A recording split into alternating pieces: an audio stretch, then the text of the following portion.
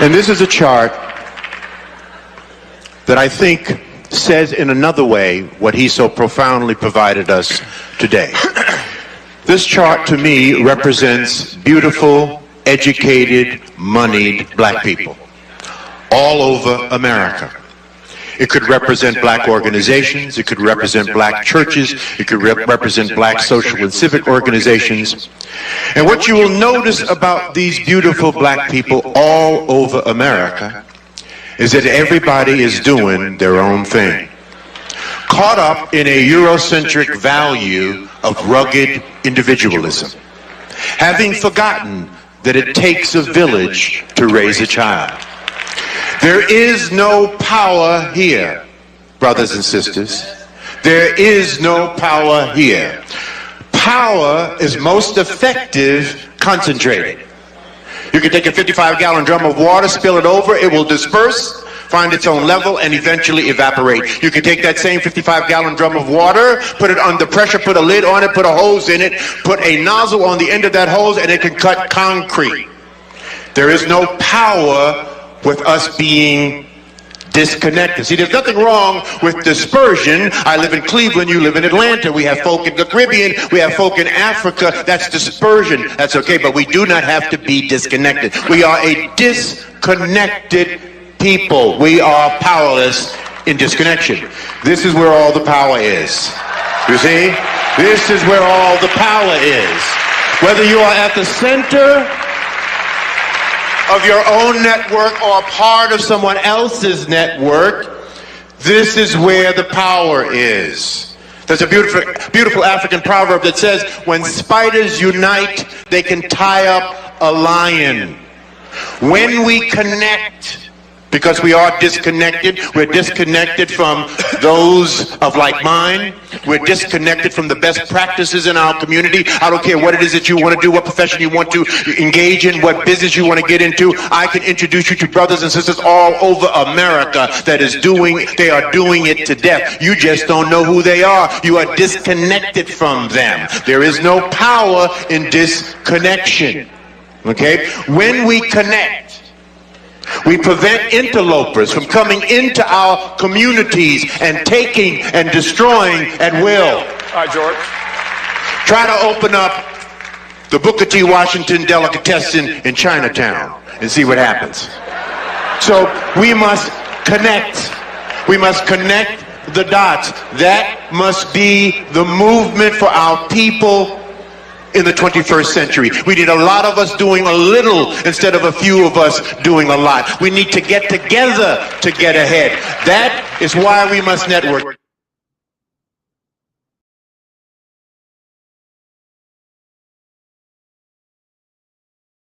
Good afternoon. This is Bill Cobbs with On the Record.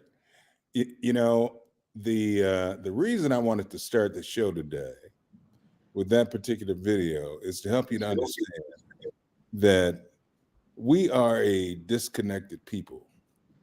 Since 1865, we have been fighting to belong to something that does not want us.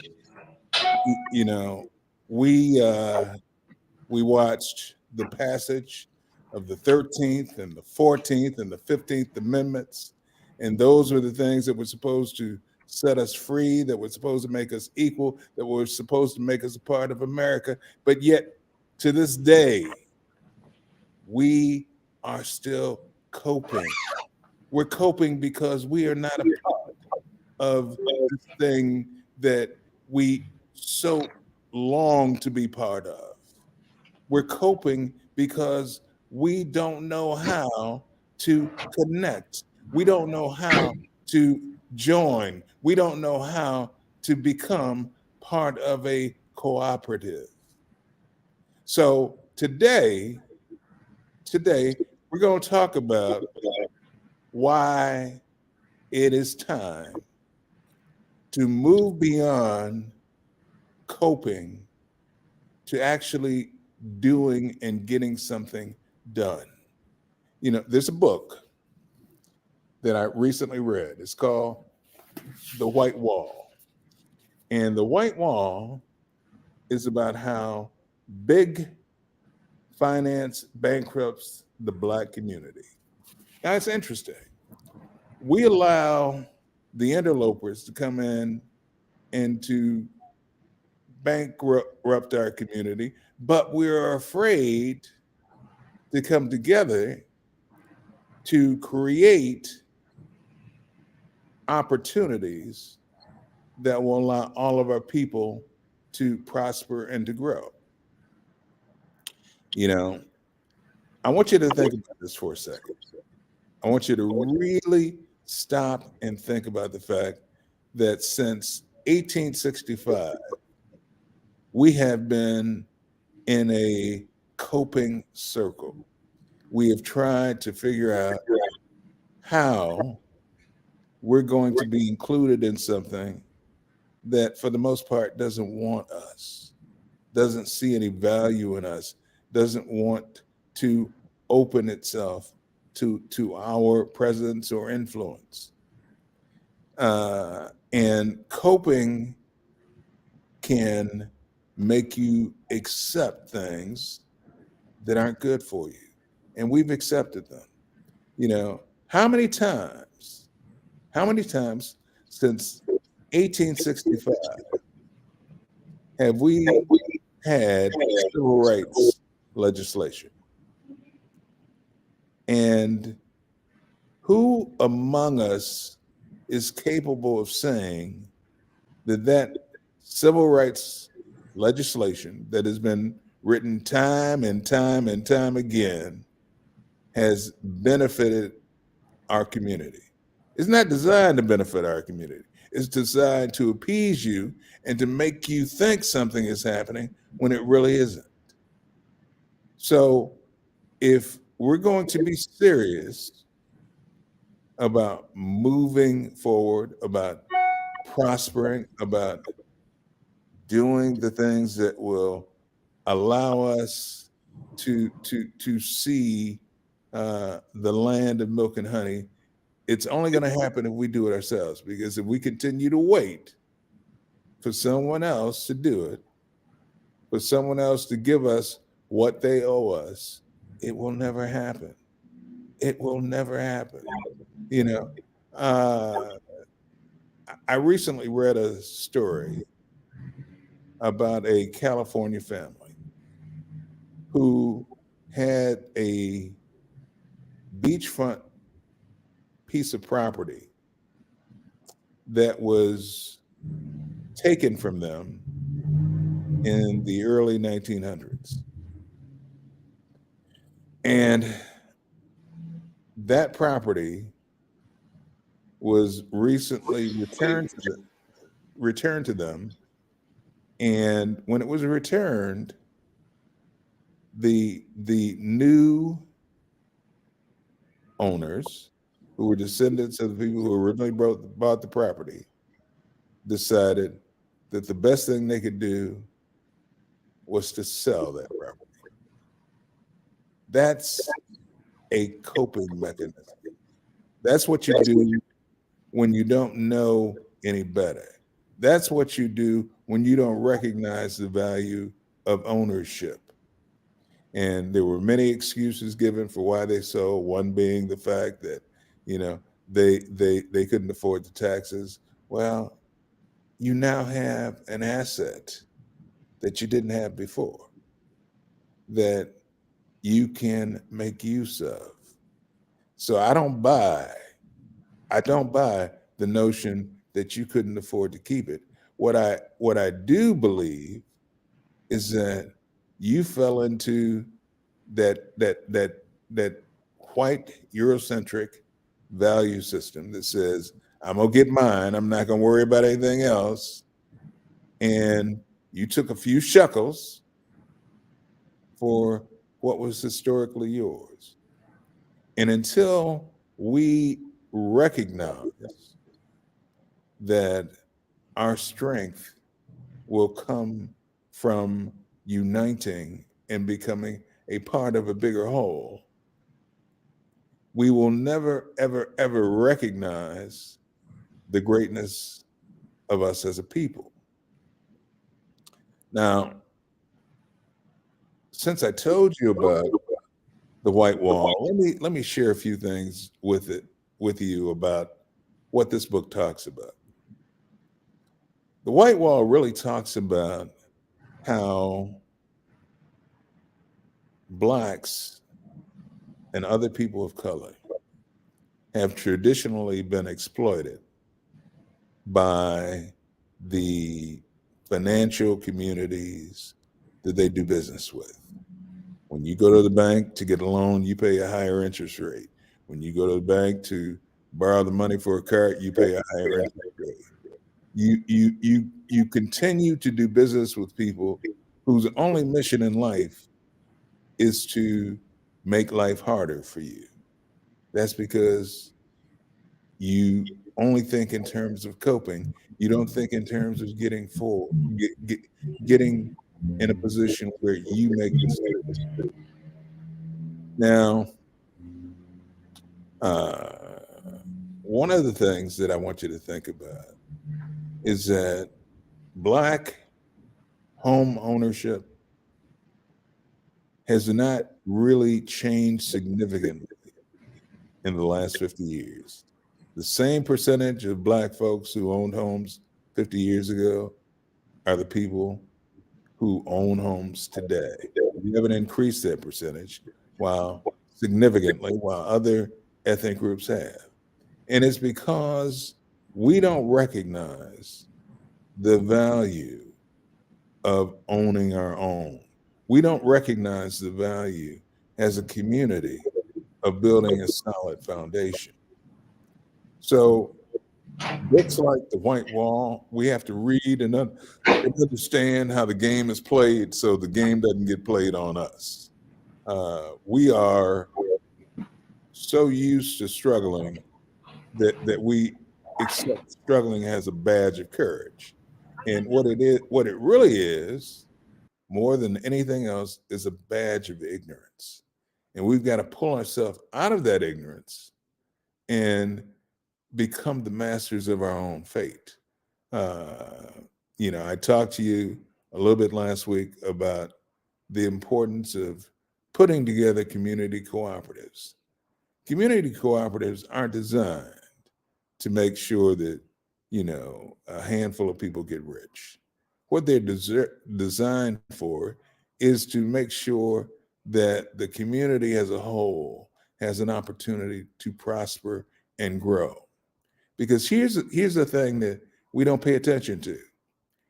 If you have a community that is totally dependent on someone else to create structure, to create the way you operate, then you have no power. We struggle with why, after all this time, we are still political novices, why we don't do better when it comes to uh, navigating political waters. And the simple answer is that we don't understand numbers. We don't understand the power of coming together. Right now in Flint, I would say that you have a mayor that most people aren't that fond of. And they just took office again for the second time. And people, rather than planning, rather than developing a strategy, rather than understanding what's necessary for the improvement and betterment of their community, are standing around waiting for something to happen. Waiting is what you do when you are engulfed by the mindset of coping, it means you don't have to take responsibility. You don't have to own what happens. You can always put the blame somewhere else, you know. And we as a people do that very well. You know, we turn our problems over to the clergy, and we hope that the clergy is going to do more than eat pork chops on Sunday, that they're going to be the leaders of our community. And oftentimes we're wrong about that. And this is not a condemnation. This is a realization that if we want something different, we have to behave differently. We have to embrace a whole different mindset. You know, one of the things that we're going to do going forward is create the opportunity for you to be live in the studio with us, and also to call in, because your interaction is what's going to make this show a real learning experience. The reason I'm doing this show is that I'm tired. I'm bone weary of not seeing us gain the traction that everybody else in this country does. You know, I think back to the fact that, you know, we since 1968 have been going backwards rather than forward. I think back to the fact that when Martin Luther King gave his last speech on April the 3rd of 1968, he said very profoundly that he might not get there with us. And that was because Martin had realized something. He had realized that he had gone as far as he possibly could with coping, that he had to change, that he had to attack the problem in a different way. And that people, once they recognized that he was changing, once they recognized that he was moving in a different direction, were not going to be okay with it. They were going to do everything in their power to tear him down. And that if he did not have the support, the engagement of his own community, he could not survive. So since 1968, you know, we've seen a unending attack on voter rights. We've seen an unending attack on civil rights. And we do the same thing every time we get to that pressure point where you got to let the steam out of the out of the what do you call it, the pressure cooker. We get together, we make some signs, and we march. And the oppressors understand that behavior because they've seen it time and time and time again, so that now they recognize that it has a time cycle to it, and that once, you know, we have done a little marching, and once we've done a little megaphoning and standing on someone else's steps, we will go back to the way things used to be. Well, we got to stop going back to the way things used to be, because the way things used to be isn't good for us. You know, you look at our city, you look at our cities like Detroit, and you look at cities like Flint, and you look at the Benton Harbors, and you drive through, and they are veritable food deserts. They don't have major shopping centers for food, you know. So you have communities that are rift with physical ailments like diabetes, like overweight, an inability to move. We got to change that. As you know, in the city of Detroit, they've put together a food cooperative that they expect to open soon. When I say soon, I mean in the next 12 to 18 months. They're building it from the ground. But the key difference will be is that it will be owned by the people. The people will be who determine its path, you know.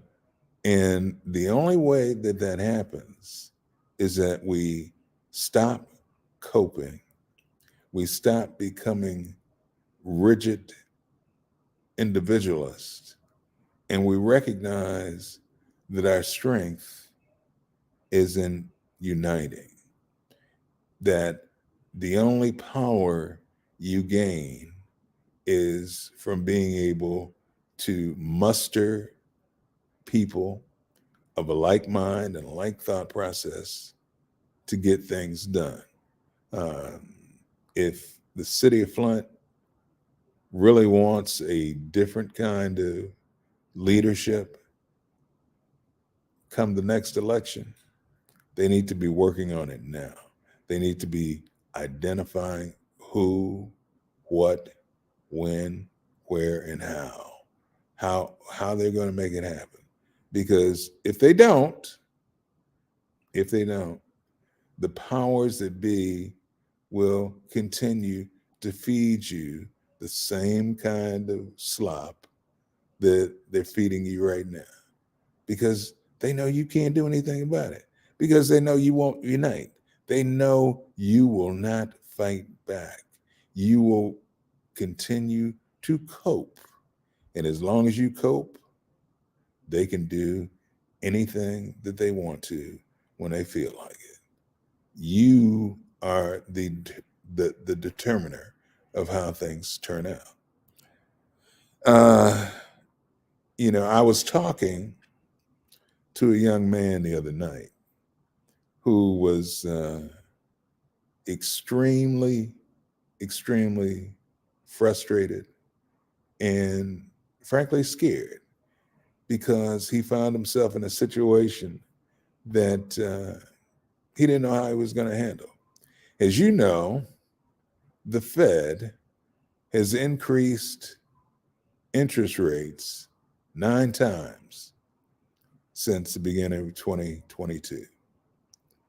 Now, those 9 times have been increases that were less than 1%. But if you add them together, they add up to a lot. And how this impacted him is that 2 years ago, he bought a house. He bought that house on a variable rate interest. So what he's seen happen to him is that his interest rate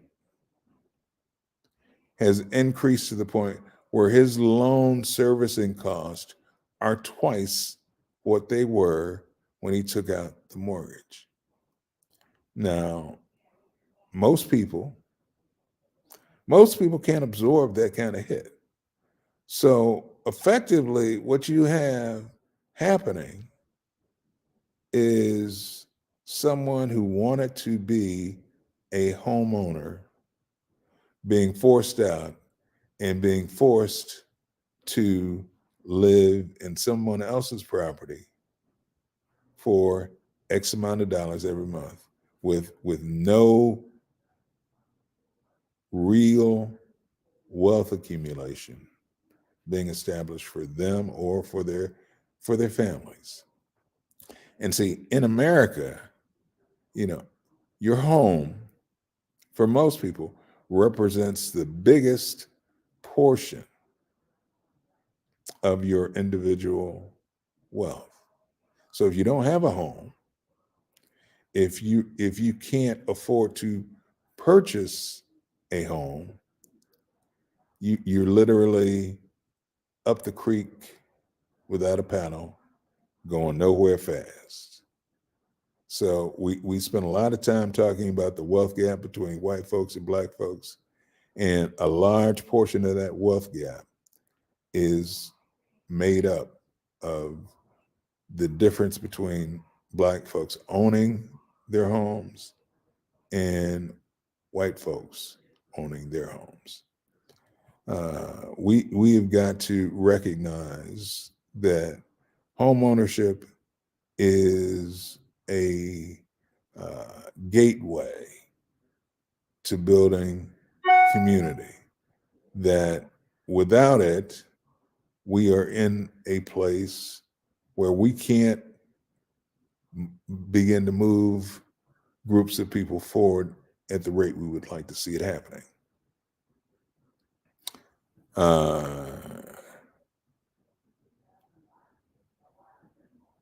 I think that we're in a different place now, such that we can do something that we've never been able to do for a very, very long time. You know, we as a people are creatures of habit, and we develop relationships, and then we stick with them, whether they're good, bad, or indifferent for us. We've had a relationship with the Democratic Party since FDR. And before you think about it or say anything, let me explain. I'm not telling anybody to go out and look at the Republican Party because there's nothing there for us.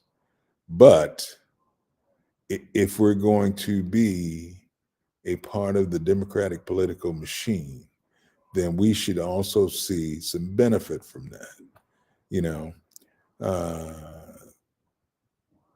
we now have a state that has a Democratic governor, has a Democratic House, and has a Democratic Senate.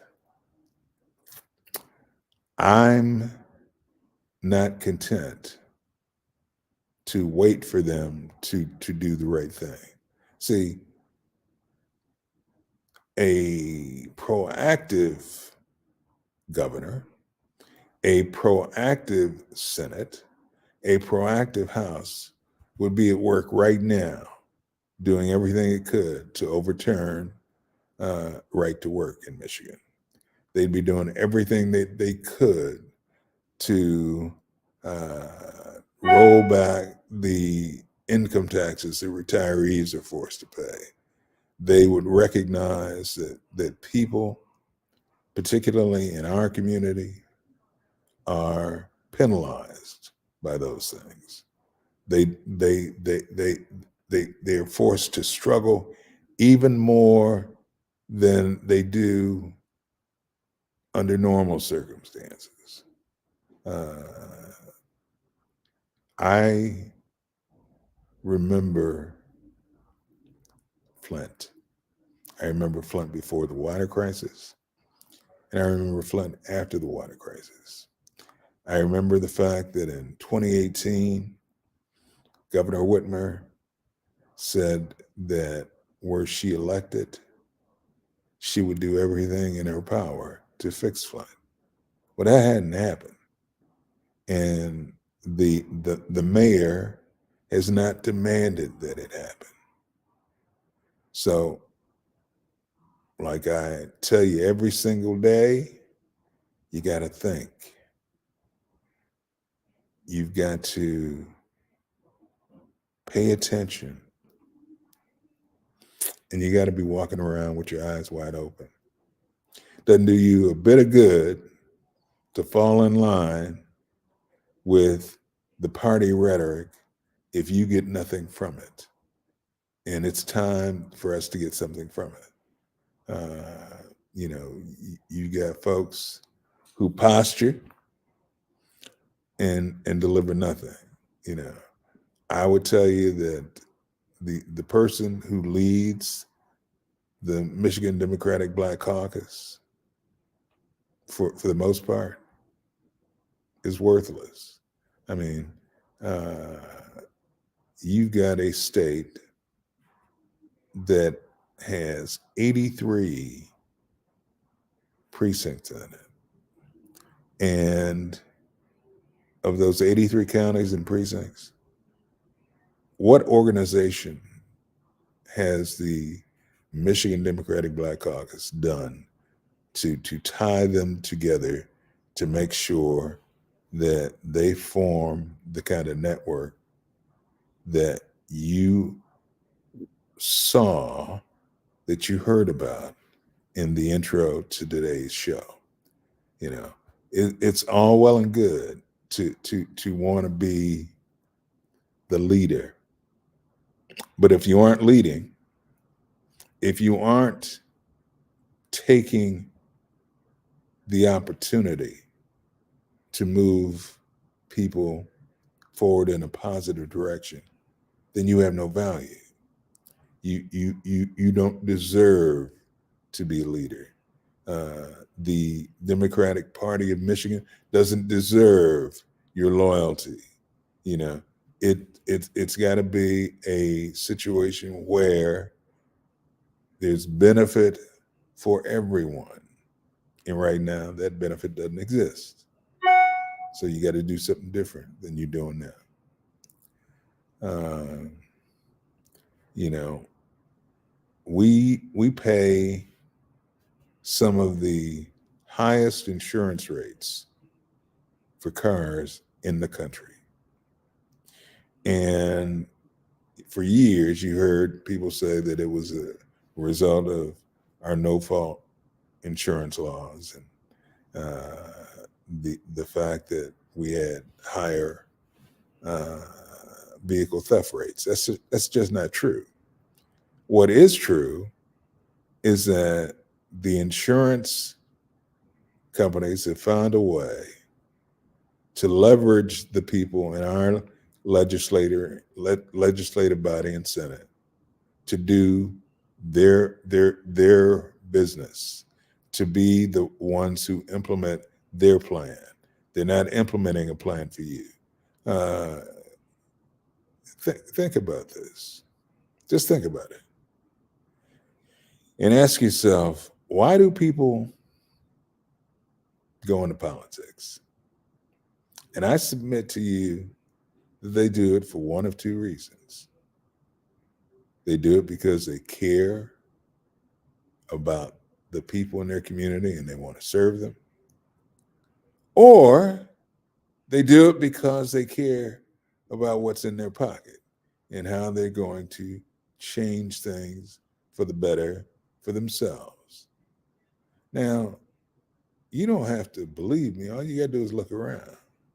You know, you have a mayor and you have the mayor's wife, and they're both serving in political office now. And ask yourself, how has that benefited the Flint community? What has Flint got from it? We know what they got from it. They got 2 significantly higher paying jobs than they ever had before in their lives. But what have the people gotten from it? You know, how is it advancing the will of the people? How is it moving you from being a coper to a doer, to someone who has the opportunity to do things differently? We talk about it taking a village to raise a child. Where's our village at? Who is that village?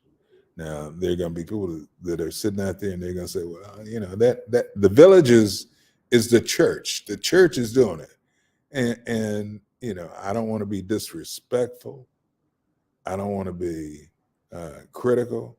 But what I see the church is doing is holding a service every Sunday, collecting a tithe, but not owning the responsibility of moving the community forward.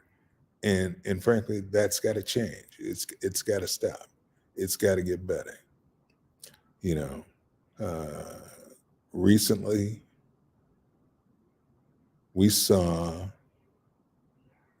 the Republican Party in Michigan elect Christina Carmano as the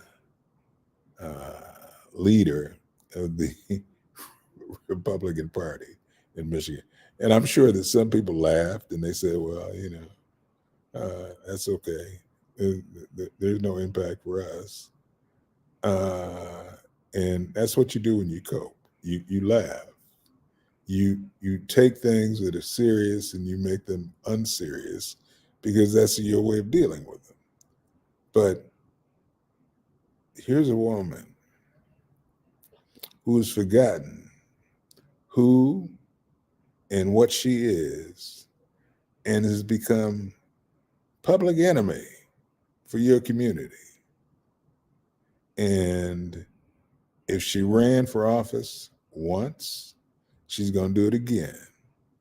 And the difference is that when she runs in 2026, the office that she's running for will be term limited, meaning that Jocelyn Benson can't run again, meaning that Dana Nessel can't run again, meaning that the governor can't run again.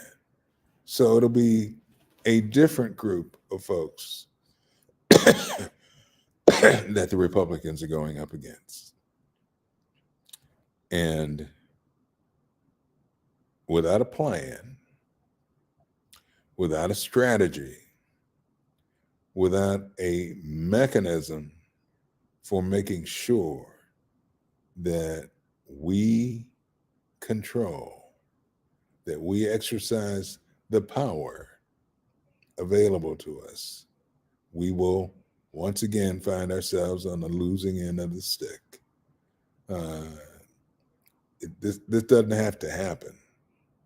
But again, coping is something we do because it's easy. It doesn't require any energy.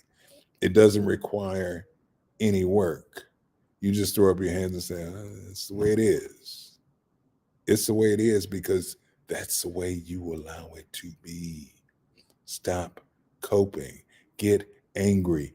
Do something. Do something to make your community better. Be a part of the solution rather than part of the problem. This effort to put together a 810 podcast is a phenomenal effort. What are you doing to support it? What are you doing to make sure that it succeeds? If you want to have a vehicle for receiving information and the news that is representative of you, what are you willing to do to make sure that this project succeeds? Whether it's about volunteering, whether it's about putting some coins together, whether it's about sharing the information, you gotta be doing something. You gotta be willing to shake the cage, to do the work that will make the advancement of Flint happen. I read the other day that there had been another drop in Flint's population.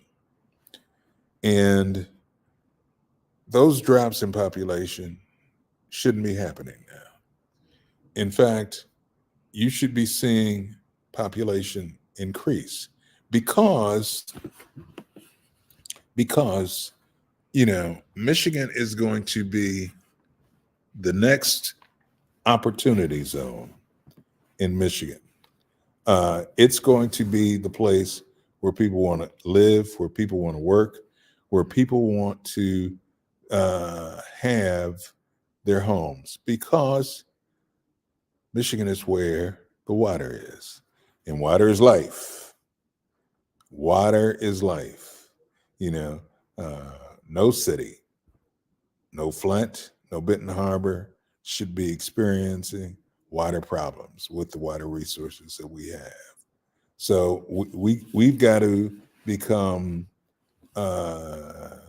connected enough so that we can make change that is critical to the future of the state happen.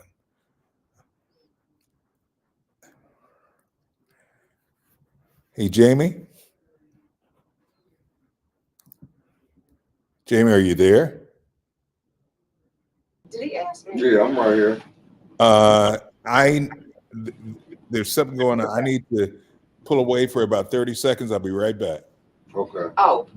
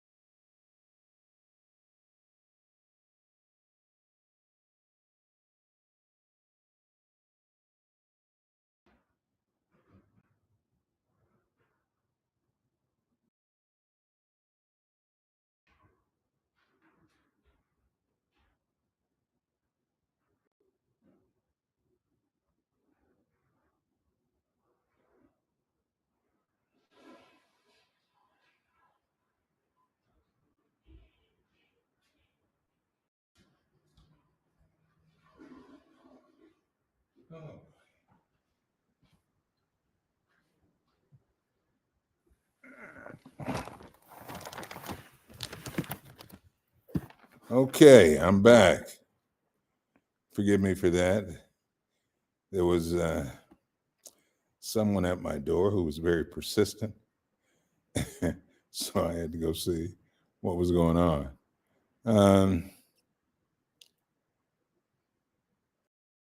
I hope that in the near future, we're set up so that we can actually take calls and have people join us in the studio, because I think once we do that and we have the interaction, that it will be much more satisfying for us having these discussions. Just so you know, I have a blog page on the record, Bill Cobbs on the Record, that has many of my commentaries on it. And the blog page is opened. It's on the Record with Bill Cobbs. And you know, if you're interested in having a deeper view into some of the things that I talk about, you can get it there. And if you decide to go check it out, please give us feedback. Let us know whether or not those are things that are relevant for you, that are important for you, that make a difference in the way you think and behave. You know, when I was putting together what I wanted to talk about today, I wanted to deal with coping because it's become a behavior that is inextricably woven into the fabric of who we are as people. And we've got to break that pattern if we hope to emerge as the people that we can be. Now, we have a different relationship with America than most people because we're the only people that were brought to this country against our will. We're the only people that have faced centuries of negative programming designed to remove any sense of community that we may have as people. So I recognize that a change for us is not something that's going to happen overnight. It's going to take time, but we got to stop making time a prerequisite to forward traction. You know, all too often, I'll get into conversations with people and they'll talk about the fact that, you know, from their frame of reference, we have made progress. People think that because Barack Obama was elected president, that's a demonstration of our forward progress. And I would argue that nothing could be further from the truth. You know, people don't remember the circumstances under which Barack Obama was elected president. Now, I would never take anything from President Obama in terms of intelligence, in terms of ability, but I would say that his election in 2008 was about a set of circumstances that no one understood and was prepared for. You know, if you think back to that run up to that election, the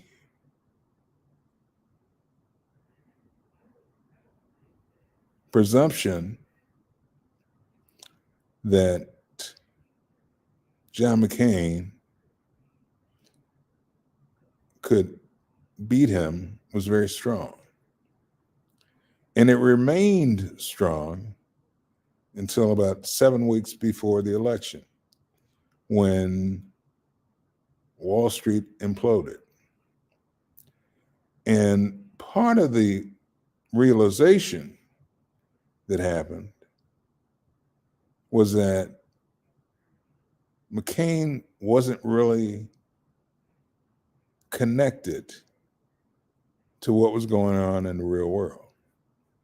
You know, just a week before Wall Street imploded on itself, McCain had gone on record to say that he felt that the market was as solid as could possibly be. And then a week later, things started to literally crumble.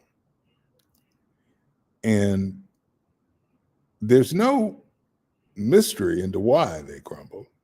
You know, just as I was speaking to you earlier about the young man who was about to lose his house because his APR rate had increased to the point where he was paying double what he originally started paying. Same thing happened in 2008.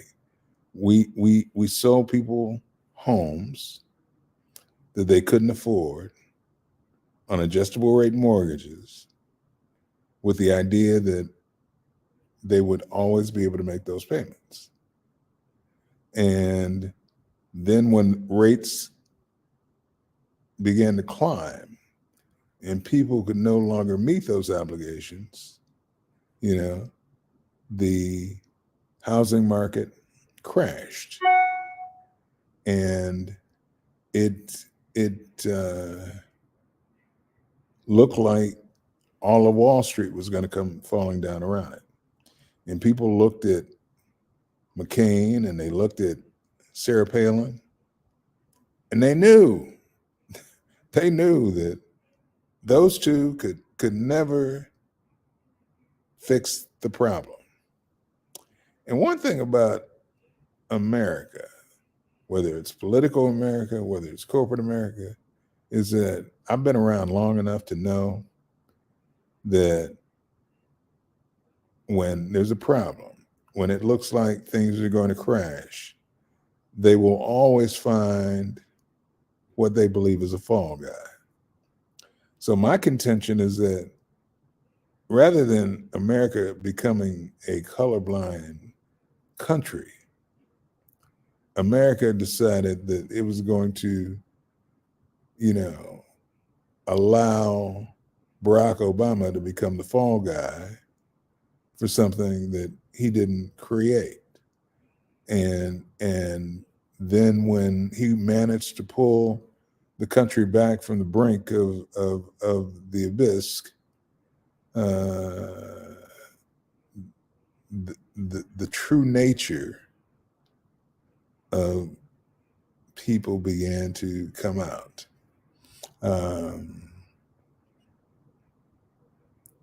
It was okay to have a black president that was going to take the fall, but it wasn't okay if that black president actually was able to do something to fix the problem. So we have to recognize that there will always be exceptions to the rules of the game that we know and see every day, but they're exceptions. They're not the norm. Barack Obama was not the norm. His ability to get elected twice was not the norm. It was purely a set of circumstances that the GOP wasn't prepared for.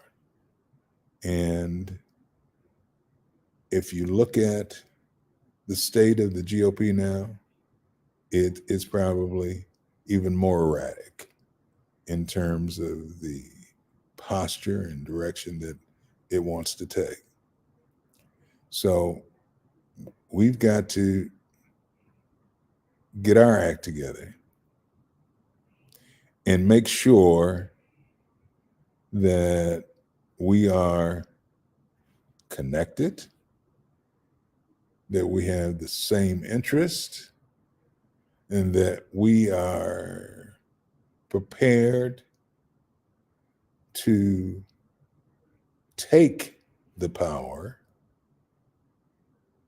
that we need to have our voices heard. Because one thing that we've got to remember, and this is critical, power is never something that people willingly share with you. Power is what you get when you take it. Unless you take it, you don't get any. And if you're standing in line waiting for somebody to give you some, you will be standing in line because it just isn't going to happen any other way. I hope that some of what we've talked about today sinks in for you. I hope that you take a moment to either go to your public library or even buy the White Wall, How Big Finance Bankrupts Black America, because it's eye-opening. It's an eye-opening opportunity for you to understand how finance works in this country. it will make you recognize why there is a need for the Black community to develop its own financial resources. You know, the banks don't charge 23% interest on credit cards because they need the money. They charge it because they can get it. And there are other sources of that kind of credit that are much more economical if you know about them, if you understand how to look for them. So, I hope that today has been another learning experience for you. I hope that you took the time to write down the fact that the On the Record with Bill Cobbs blog is out there. It's on the record with BillCobbs.com, and that you will explore it, that you will use it as a learning tool, that all of us will work to get smarter and not necessarily work harder. Because if all of us do a little work, we don't have to depend on a few of us doing all of the work. I want to thank you for joining us today at Drive Time. I look forward to being with you next week at the same time. And I hope you'll stay tuned for Money Matters with Karen Williams. And I appreciate you. And remember, pay attention, think, and always, always keep your eyes wide open. Good day.